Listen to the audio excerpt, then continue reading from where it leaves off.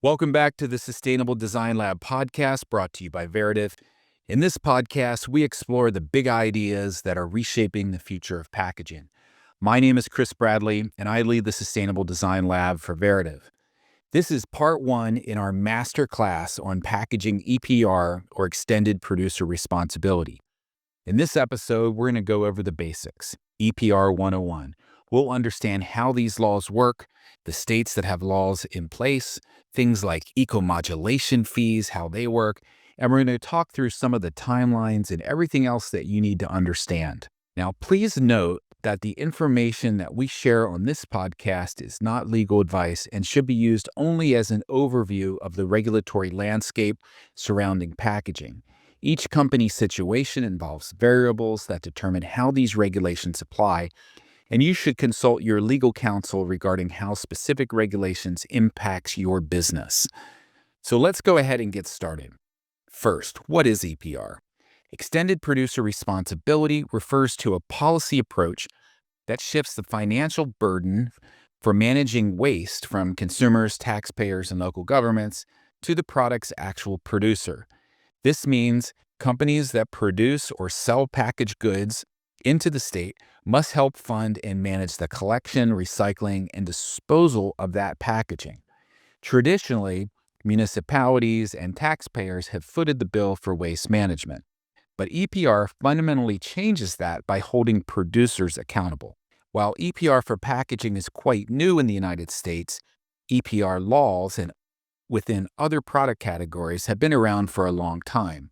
In fact, there's currently 141 different EPR policies in effect across 33 different states. Many of the product categories that have had extended producer responsibility policies in place for many years have done so due to the environmental impact, disposal challenges, or recycling costs associated with each of these categories. These categories include things like mattresses, electronics or e-waste, batteries, paint, pharmaceuticals, sharps, etc. These materials were often dumped in the past, causing harmful environmental impacts, and extended producer responsibility was really created to provide incentives to dispose of these materials in a less harmful way. Now, extended producer responsibility specifically for packaging has been around since the 1990s. In 1991, Germany introduced the very first packaging EPR law under their packaging ordinance and created what was known as the Green Dot system, which required producers to fund recycling throughout Germany. And over the past 30 years, EPR programs focused on packaging have spread all over the world, with packaging EPR laws now in more than 63 different countries worldwide. So what is the goal of all of these EPR programs? The goal is really to incentivize the use and design of more sustainable packaging and reduce the environmental and human health impacts of packaging waste. EPR incentivizes more innovative products that have a lower environmental impact, which can be a way for your brand to differentiate in the future and may even be a source of competitive advantage. Let's jump into some of the key terms and concepts that you're going to want to remember as we discuss and dive into EPR. Now, the first question that you're probably asking is my company a producer and will we have to pay these fees? So let's start there. Who is a producer under EPR? In extended producer responsibility, a producer is any business or entity that puts packaging, printed paper, or covered materials such as food serviceware into a market. Let me break that down into a bit more detail, and we'll dive into who qualifies as a producer. So brand owners are one category. If you own a brand, companies that manufacture or sell product or packaged products under a brand name are generally considered to be a producer. Now, in some cases, it's unclear who the actual producer is. For example, the importer of record or even the distributor could be considered a producer or be held responsible as a producer because businesses that bring packaged goods into a region or state may ultimately be accountable for it. If you're a retailer and you sell private label products, for example, or if you're a distributor and you sell private labels, or you import packaged goods from another country, and then you sell it into the market, then you could also be considered a producer. E-commerce platforms and online sellers that distribute packaged goods directly to consumers may also be considered a producer. So this whole idea of producers and the fact that there's so many different ones creates a whole hierarchy of obligated producers. And when we dive into each individual state program, we'll kind of dig into that. What in some cases, there may be multiple producers, and there is a hierarchy to determine who actually is on the hook to pay the fees. Now, what are the responsibilities if you are in fact a producer under EPR? One key responsibility is you're going to have to pay fees based on the type and material that you are bringing into the market. And again, we're going to dive into that in subsequent episodes, going through the fee schedules and the different types of products that are going to be covered under these programs. Another key responsibility is to actually report your packaging data. So you're going to be required to submit to each state details on the material types, the weights, the recyclability of different products that you are producing. These regulations are requiring companies to use recyclable, reusable, or compostable packaging, and therefore there are incentives to use packaging that meet these criteria, and there's disincentives or penalties for continuing to use conventional packaging without these traits. Now, there are some exemptions for small producers. For example, California and Minnesota have set the threshold at $1 million in annual revenue. The revenue threshold is based on total revenue wherever it's generated, not just within the applicable state. So if your company does more than $1 million of annual sales, unless there is another applicable exemption, you're going to have to participate in the program. But if it's less than $1 million, you should be exempt and not have to pay fees or file any type of reporting. Colorado and Oregon have set that revenue threshold at $5 million. So if you have $5 million of revenue or less, you're exempt. And if you have $5 million of revenue or more, then you're going to have to comply with the state's laws. One of the other big concepts within an EPR program or scheme is a PRO, or a producer responsibility organization. This is a third-party entity, usually a nonprofit, that manages EPR compliance on behalf of all of the producers. The PRO collects fees, oversees the recycling programs, and ensures that the producers within the state meet the regulatory requirements for packaging waste under each state's law. There are some key roles of the PRO: fee collection and fund management. So the PRO collects the EPR fees from all the producers and then distributes that funding to either support recycling, waste collection, investment in infrastructure, or to pay the state directly. They're also responsible for regulatory compliance, ensuring that participating companies meet the state's EPR requirements. So yes, they are also the enforcement body. They can also do a lot of work around recycling and waste processing coordination. PROs work with municipalities, recyclers, waste haulers to figure out how to best manage packaging waste. They also usually have a consumer education and awareness program, and they train people in the state how to recycle materials. Another big concept that you really need to understand if you're involved in packaging is what's called an ecomodulation fee. Ecomodulation is a fee adjustment system within an EPR program that incentivizes the use of packaging meeting sustainability criteria by applying a lower fee structure to those packaging products. And there's also higher fees for non-recyclable or problematic materials, which may be considered a penalty. These fees are used to drive behavior. For example, some states favor recyclable materials even over compostable ones because they're trying to get as many of these materials back into the system. Examples of materials that are easily recyclable include clear PET water bottles, aluminum cans, and corrugated cardboard.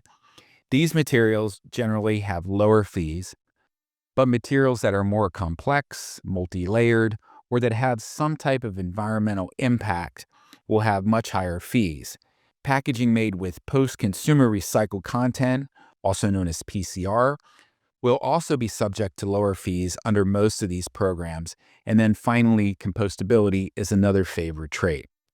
In the food contact packaging space, certified compostable packaging, assuming that the infrastructure exists, would also be a good option.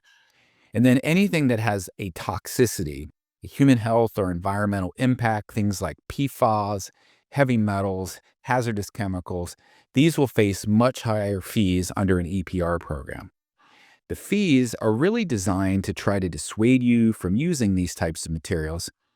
So just to give you a quick example of an ecomodulation in action, you can expect higher fees per pound on multi-layer plastic pouches, which are really hard to recycle and for which there's really no end market. In comparison, you can expect lower fees on monomaterial PET bottles with higher recycled content. So again, they're trying to drive behavior, and that's exactly what ecomodulation does. Another big concept to know about is what's called a covered material category, or a CMC. In an EPR program, covered materials refer to specific types of packaging and products that producers are responsible for managing at the end of the life cycle. Each state has slight variations on what they consider to be a covered material, but these materials typically fall into the following broad categories: paper and cardboard packaging. This includes things like corrugated boxes, paperboard cartons, folding cartons, cereal boxes, newspapers, magazines. Now, these products typically have very low fees because they're highly recyclable and there's an efficient end market for those materials already in place. So paper is very favored. But let's contrast that to plastic packaging, which would include things like rigid plastic such as bottles, tubs, and trays. Depending on the material, in Oregon, for example, where we have the fee schedule, plastic materials can range anywhere from 17 cents a pound on the low end up to $2.58 a pound for polystyrene on the high end in fees. Flexible plastics are another category, which includes films, pouches, and plastic bags. You can expect to pay 54 cents up to $1.43 a pound for these types of materials. You're going to have higher fees for non-recyclable plastics. Another key category is glass. Glass packaging includes glass bottles and jars, and under Oregon's EPR program, it comes in at around 10 cents per pound.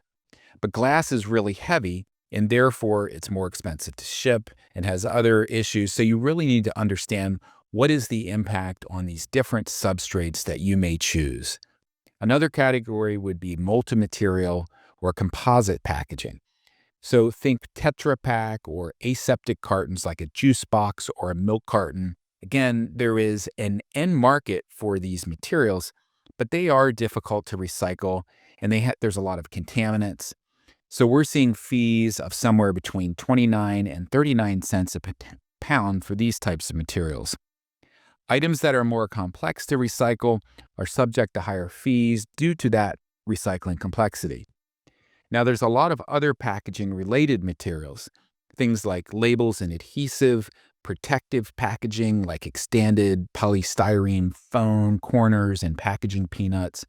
Those things are going to be anywhere from $1.08 to $1.44 per pound. So it can really add up quickly. And again, these fees are really being driven by the end-of-life disposal options. The next thing to know are really some of the key dates and timelines. As of March 31st, 2025, producers who sell product into Oregon are required to submit data for products they have shipped in 2024. Now, Oregon will use this 2024 data to calibrate and set the final fee schedules for when the program actually launches on July 1st, 2025. Colorado's program will begin on January 1st, 2026, and California's program begins on January 1st, 2027. So in 2025, right now, this is all beginning. Oregon is already underway, and fees are going to begin in July. And if you're a producer that sells product into Oregon, you'll begin to receive invoices from the state on July 1st. And again, Colorado and California will be soon after that, Maine and Minnesota. We don't have official start dates yet, but we can expect those sometime in 2027 or 2028. Each program has slight differences, and that's why we're going to do a deep dive into each one. So the next episode in this masterclass series will be a deep dive into Oregon. There is a lot of really great stuff regarding the Oregon program that you should tune into. So definitely listen to that episode. As we've mentioned already, there are 5 states with enacted laws: Maine, Oregon, California, Colorado, and Minnesota. We're now going to quickly go through each of these states' programs and discuss what you need to know about some of their respective reporting deadlines. Maine was the first U.S. EPR packaging program. Their law was LD 1541, which was titled An Act to Support and Improve Municipal Recycling Programs to Save Taxpayer Money, which was passed into law in July of 2021. It covers packaging primarily, and there are some exemptions which are unique to the Maine program. For example, if you're a beverage company who is selling beverage products and beverage containers, and those beverages are covered under the state's bottle bill, then you are exempt regardless of your size. So that's important to know. Oregon. Again, we're going to do a deep dive into Oregon in the next episode. Oregon, the applicable law is the Plastic Pollution and Recycling Modernization Act, or Senate Bill 582, which was passed back in August of 2021. The scope of the Oregon bill includes packaging, printed paper, and food serviceware, excluding napkins, that are supplied into the state of Oregon. So again, it's not necessarily just packaging. Some of these EPR laws are focused on food service and other categories.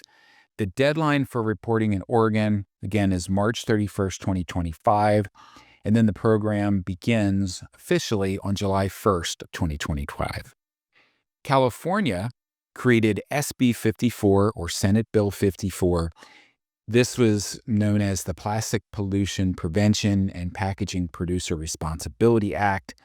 This was the most far-reaching and aggressive of all the EPR bills that have been passed to date in the United States, and it targets all packaging materials with specific mandates for plastic packaging to be recyclable or compostable by 2032. And the law also sets reduction in recycling rate targets for plastic packaging.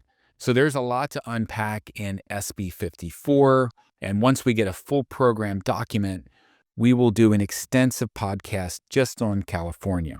But one thing to know about California is, given that California is so large, it's the 5th largest economy globally, and its extended producer regulations are so stringent, it is poised to influence packaging for most companies operating within the United States. A good analogy here is the automotive industry. California is known for these really stringent emission standards for automobiles. And so pretty much all cars sold in the United States have adapted to the California emission standards.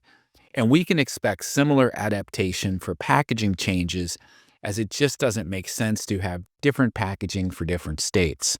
Colorado, their bill was called the Producer Responsibility Program for Recycling, or their House Bill 22-1355, which passed back in June of 2022.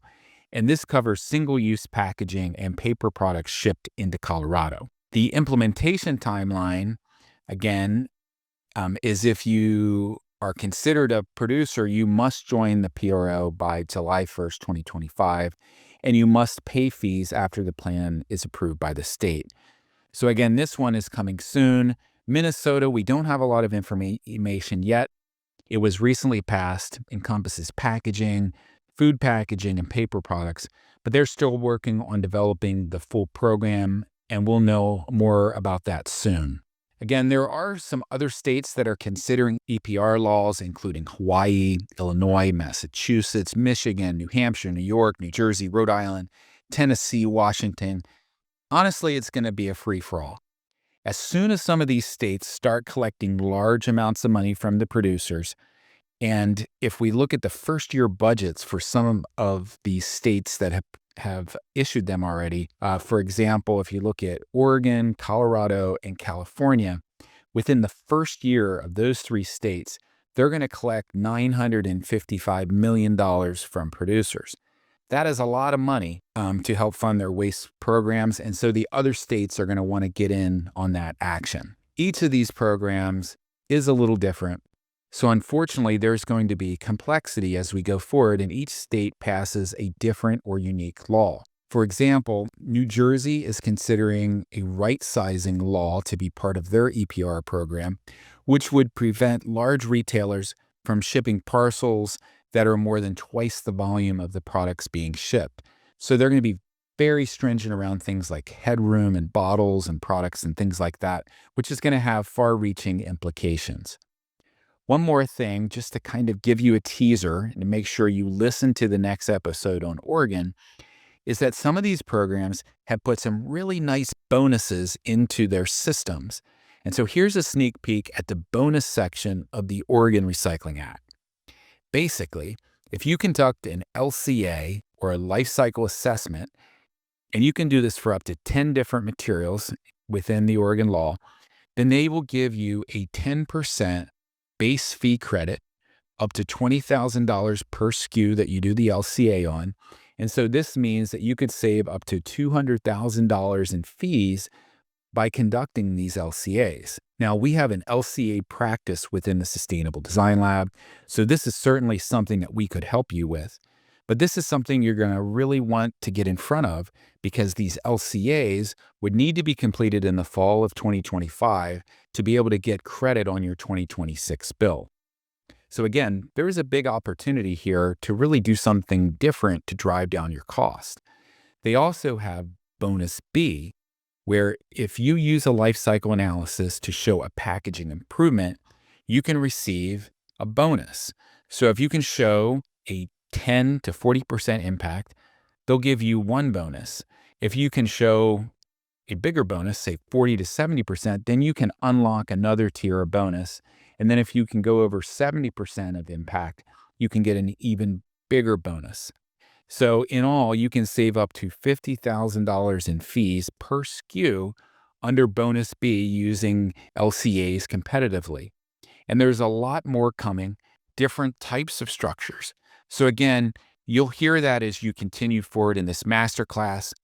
So as we finish out this particular episode, let's look at how you should start to think about preparing for EPR. Now, the first thing you should do, if you haven't done so already, is to consider whether to join the PRO. Information can be found on the Circular Action Alliance website at circularactionalliance.org, which provides a lot of access and a lot of resources. Another action you can take is to minimize your use of hard-to-recycle materials right now. You could potentially embrace reusable materials or take steps to maximize recyclability of your packaging. So maybe you can go to a full mono material, or you can increase recycled content. All of these things will ultimately result in lower fees that you're going to have to pay in the future. A simple strategy is lightweighting of all packaging. This has been around forever, and we've been doing it to save money on material costs. But again, all of these EPR programs, they have fee structures that are based on weight. So you're going to be paying a certain number of cents or dollars per pound. So if you can take weight out of your package, you're going to immediately save cost. And then if you haven't already, you should look to eliminate PVC, polystyrene, PFAS, any of these things, because they're going to have extremely high rates under an EPR program. Okay, so that's it for this episode on EPR fundamentals. And again, the next episode will be on Oregon, and the one after that will be on Colorado. What I want you to come away with is really knowing that EPR is a true game changer. And while it presents challenges, it also offers an opportunity for smart brands to become true leaders in responsible design and waste reduction. And if you want to learn more, or if you want help with any of this, you can reach out to us at veritiv.com, and we can help guide you in your sustainability journey. If you found today's episode valuable, Please don't forget to subscribe, leave a comment or review, and share it with your network. Please also remember that there is a companion PDF to this whole masterclass series that you can receive for free by signing up for our newsletter, which is in the show notes. Thank you very much.